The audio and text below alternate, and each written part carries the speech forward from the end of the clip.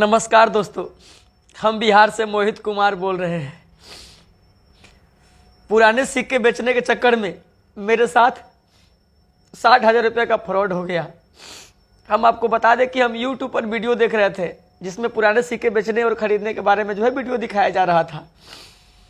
उस वीडियो में हम एक सिक्के देखे, जो सिक्के मेरे दादी माँ अब तक संभाल के रखी है। बड़ा बड़ा सिक्के है, करीब बताती है मेरी दादी माँ 1945 या 47 के हैं वो।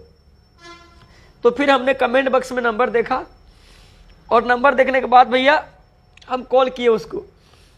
कॉल करके बोले कि भैया जो आपने सिक्के दिखाए हैं वो सिक्के मेरे पास है, हमको वो सिक्के बेचना है।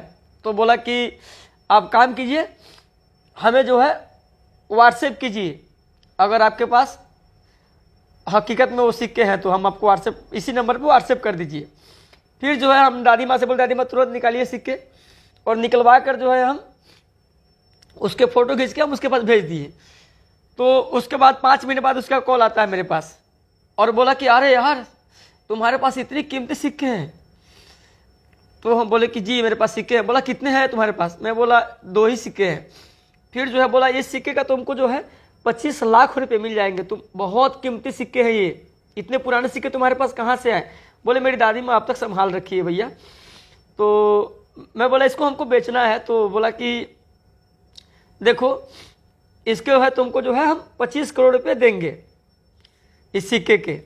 मैं बोला सर तो फिर आप कहाँ से बोल रहे हैं? तो बोला मैं बंगाल से बोल रहा हूँ। तो मैं बोला कैसे होगा सर, आपको कैसे मैं बेचूंगा? तो बोला मेरा आदमी जाएगा और तुमको वहाँ जाके सिक्के तुम दे देना और तुमको पैसे देकर चला आएगा।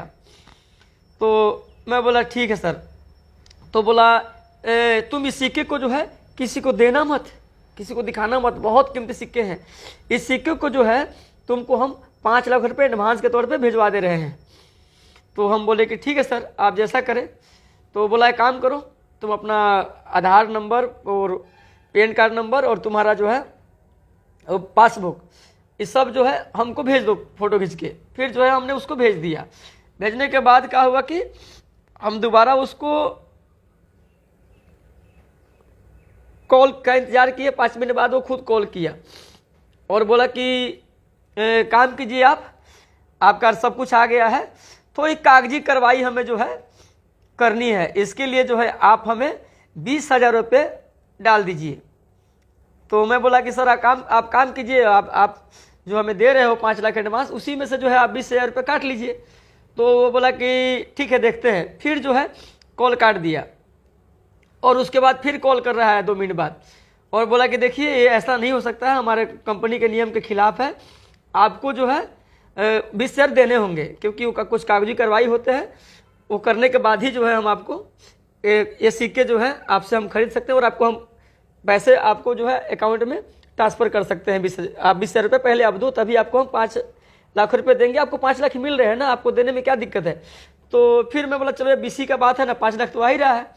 फिर हम कहा कि भैया कि 20,000 रुपया उसके अकाउंट में हम ट्रांसफ़र कर दिए अपने फ़ोन पे से। आपको हम दिखा देंगे अपने फ़ोन पे का पूरा स्टेटमेंट।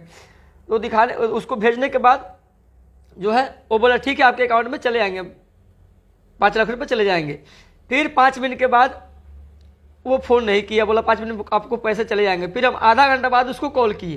मैं बोला सर 20,000 रुपये हम डाल दिए पर आप पैसे डाले नहीं। तो बोला कि देखिए 5 लाख रुपये थोड़ा बड़ा अमाउंट है, इसके लिए आपको 40,000 रुपये और भेजने होंगे। मैं बोला सर आप क्या बात कर रहे हो, इतने पैसे की बात कर रहे हैं आप? सर आप पहले बोले कि 20,000 में सब हो जाएंगे, तो फिर आप बोल रहे। वो बोला कि देखिए अगर आप नहीं भेजते हो तो फिर आपको वो भी 20,000 रुपये आपको चले जाएंगे। आप सोचो आपको 5 लाख रुपये तो एडवांस में मिल रहा है और सिक्के के मेरा आदमी जाके आपको वहाँ पर इतनी बड़ी रकम में आपको 25 लाख रुपये आपका सिक्का बिक रहा है और आप 40,000 देने में आप संकोच कर रहे हो। फिर मेरे मन में आया कि मैं क्या करूं। किसी से मैं सलाह भी नहीं लिया अपने घर परिवार से। फिर हम बोले यार चलो 5 लाख तो आ ही रहा है, मेरे पास भैया पुरानी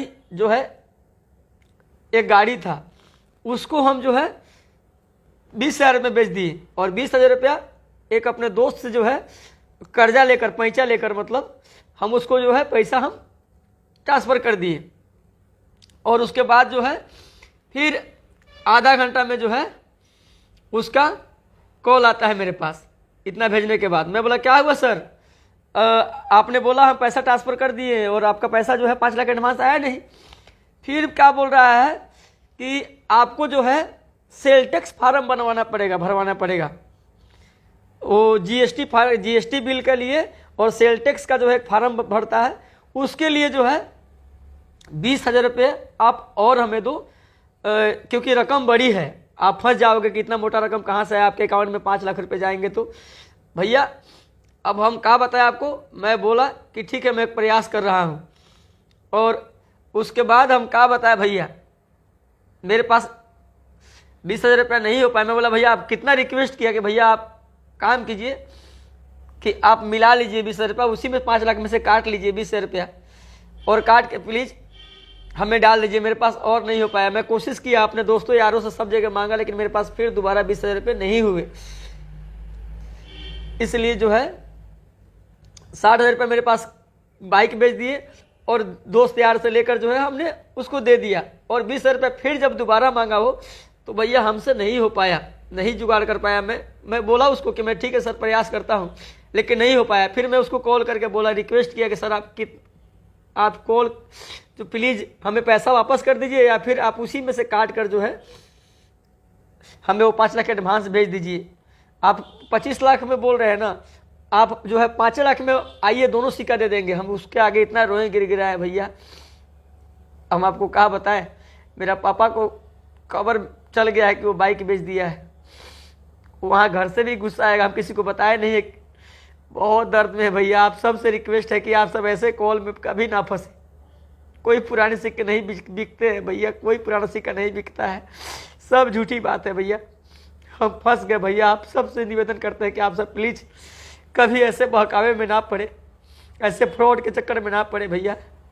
हम तो गरीब आदमी, उतना कैपेसिटी नहीं था मेरा, 60,000 रुपया मैं गंवा बैठा। उतना अनजान था मैं, ना पढ़ा लिखा नहीं हूँ मैं, 8वीं क्लास तक पढ़ा हूँ, इसलिए मैं फंस गया। आप सब भाई से निवेदन है कि ऐसे फ्रॉड कॉल में ना पड़े। सभी को प्रणाम भैया। हम तो बहुत दुखी है आज।